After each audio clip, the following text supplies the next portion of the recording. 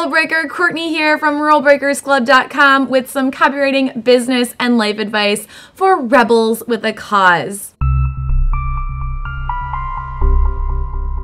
I am so excited about today's topic, which is all about free consultations. Should you be offering them or not? Now, I know that this can be a hugely controversial topic in the online business world. I definitely have an opinion on it that I cannot wait to share with you. This comes up for me every single time, okay, maybe not every single time, but 9 times out of 10 that I work with a client for sales page CPR. I work with a lot of clients who have written sales page copy for their work with me pages, for their services, for their website. They send the copy to me and I go over it and I make sure that it's going to be highly converting and it's going to get them the results that they want, right? So one thing that I notice is that the call to action, which is what you want people to do in the piece of copy, is often the most neglected part of the copy.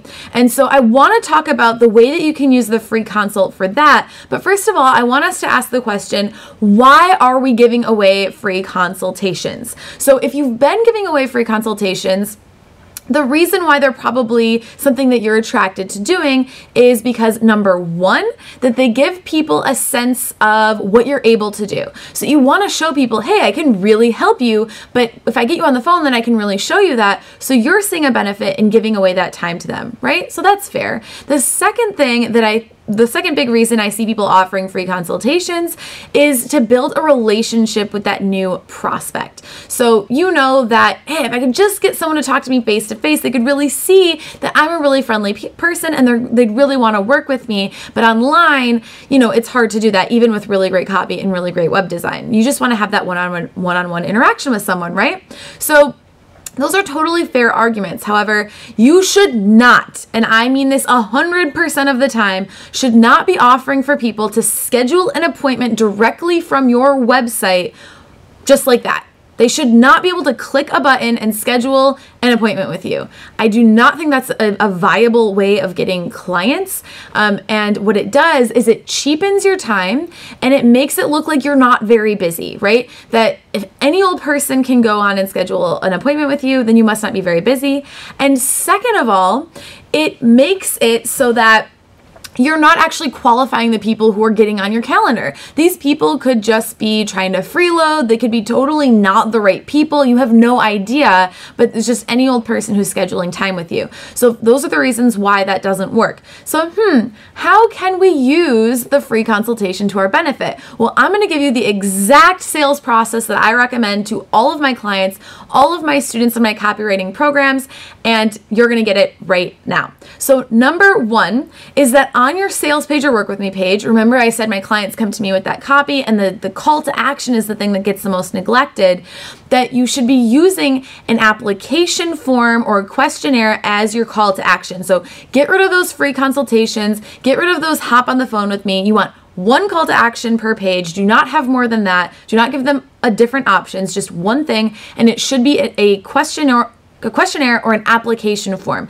So that's where you ask specific questions that are going to help you to understand that person and if they're going to be a good fit with you, and that allow you to do a little bit more research on them if that's something that you need to do before you end up hopping on the phone or Skype to talk to those people. By the way, this is exactly what I do for sales page CPR. So I'm giving you my exact process. I've been using this since the beginning and it works wonders.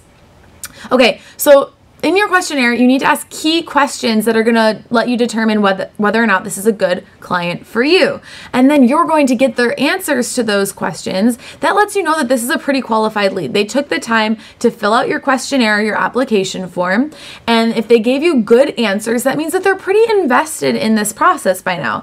And so you can read through those answers. And then what you're going to do is you're going to email them. You are, by the way, not your assistant, not your VA, not any other person on your team, but you are going to email those leads, and you're going to, if there's someone that you think will be a good fit, then you're going to offer to hop on the phone with them for 15 minutes. That's it. 15 minutes.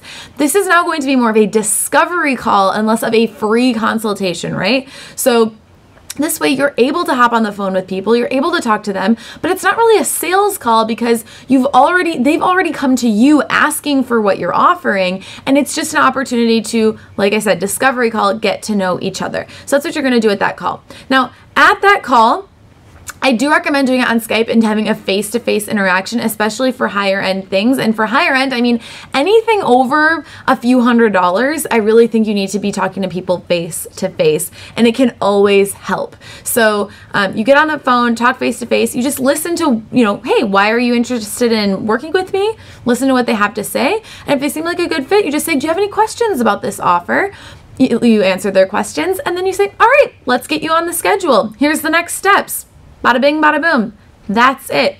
So that's what you're going to do on your Skype calls. The person gets scheduled. One thing that I want you to have here is I want to make sure that you have a script for saying no. So it can happen. It does happen. It happens to me every once in a while that you hop on the phone with someone or on Skype and you know immediately that this is not going to be a good fit for you. So you do need to have a script for saying no to those clients, for saying, hey, you know what? I don't think I'm going to be the right person to help you out. If you have recommendations, you can send them that way. You can say, I don't really have someone in my Rolodex with that that offers those services. I'm really sorry, but I do feel like I'm not going to be a good fit for you, and you're not going to get the results that you want from working with me. So you always frame it in the benefit for them. You don't just say, oh, I don't feel like I'm going to want to work with you. You make it so that they're not going to get the result that they want by working with you. So that's it. That's how you do it. That's how you use the free consult in order to be a benefit to your business, to get all the good things out of it, but none of the bad stuff. So that's it. That's the process. I hope you loved today's video. You might want to rewatch it so that you can get all those steps down and put those on your Work With Me page for your one-on-one services. If you loved this video, please do share it on Facebook and Twitter. That helps me out a lot. I love to get this message out, but it's also going to help out the people who watch the video because so many people, like I said, 9 out of 10 business owners I work with are making this mistake. So you will definitely help out your friends and colleagues by showing them this video. And I will see you next week.